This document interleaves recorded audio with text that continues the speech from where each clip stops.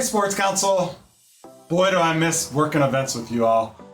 This is Dr. Andrew Cohen with ProActive Chiropractic, and I wanted to share a tip with you so that you could keep improving your skill set even though we're not out and working events. So, one of the things that really drives me crazy when I'm working an event is when someone comes in and they say they're nervous about chiropractic adjustments, but it seems like the student doesn't have any clue of what to do at that point. I've been to events where no one had an activator there and no one had any kind of blocks. So blocks are one of those things, regardless of how you practice, will really help you get better results, especially for an acute low back situation or when you're working with any kind of a running athlete. Let me talk you through that. So I love blocks for pelvic range of motion. And the way I explain it to patients is your pelvis has about 2 to 3 degrees of range of motion when you're running. And so it's really important that both sides are swinging freely. Otherwise, your low back is gonna over-rotate. That's gonna create a lot more stress of that disc. And more importantly, it's gonna decrease your power. So it is critical that we have both sides swinging the way that they should swing. So this is a little gem from ProActive Protocol. It's a different way to look at blocking, and you're welcome to try this at home, see how it works with your classmates. And the key thing here is we want to stress the pelvis as if the person is out running or walking or hiking with that stride. So the key thing is to ask your patient if it's okay to touch them. Nancy's all right. Consent, perfect. So I'm going to touch you here and here and here and here. And what I'm going to do is I'm basically going to stress it as if this right leg is coming forward. So by pushing both of those opposite areas, it mimics that right leg coming forward. And then let's see how your hamstring fires. So hold that right there, push. That works really, really well. And then the other side, when I stress that, this mimics the left side going forward and you're weak. So that typically blows patients away. They can feel a difference between one side versus the other. And when you point out that your leg isn't striding evenly, typically the response is, oh, I have noticed that, or I have noticed that my hips won't loosen up regardless of how much I stretch or how much I use a hypervolt. So let's figure out why those muscles are so tight. And typically it's because one side is striding, one side isn't. So in this case, we're gonna block. Again, let me show you, this mimics the left leg going forward. Hold that there, and that shuts you off. If we put blocks under sort of the opposite points where you had your hands when you were stretching. So in this case, it's left side high, right side low. On this type of blocking, we want the blocks to point at each other. So they can go either like this or like that.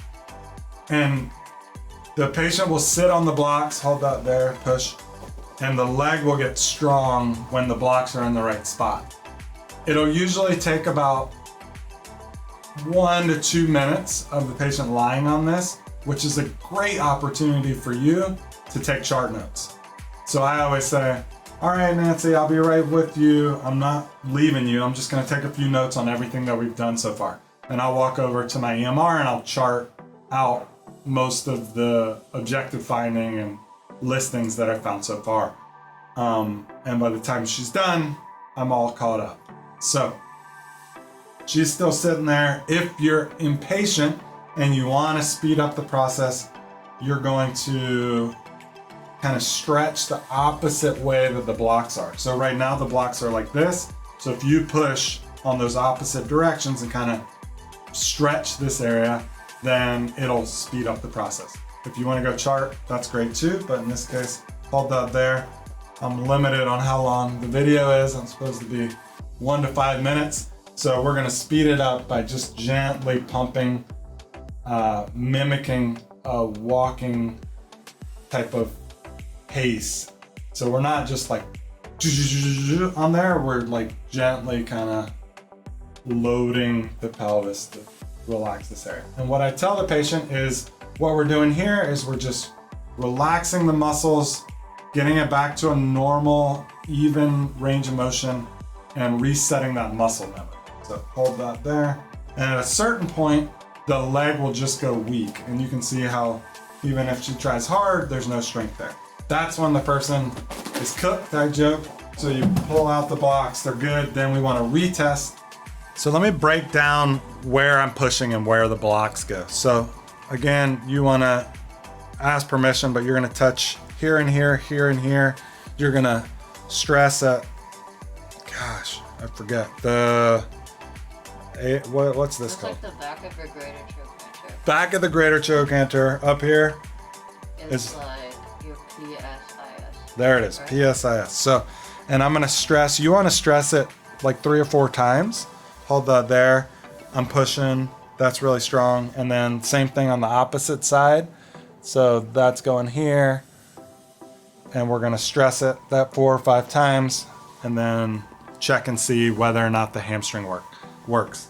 So I also haven't explained how to do a hamstring test. The key thing on a hamstring test is you stabilize the belly of the hamstring so that it doesn't spasm. So just kind of put a little pressure there, keep the foot up in the air, and then you just meet the resistance of the leg. You're not trying to just dominate it, you're trying to meet and test the strength of the person. You'll notice a big difference before and after you testing these areas.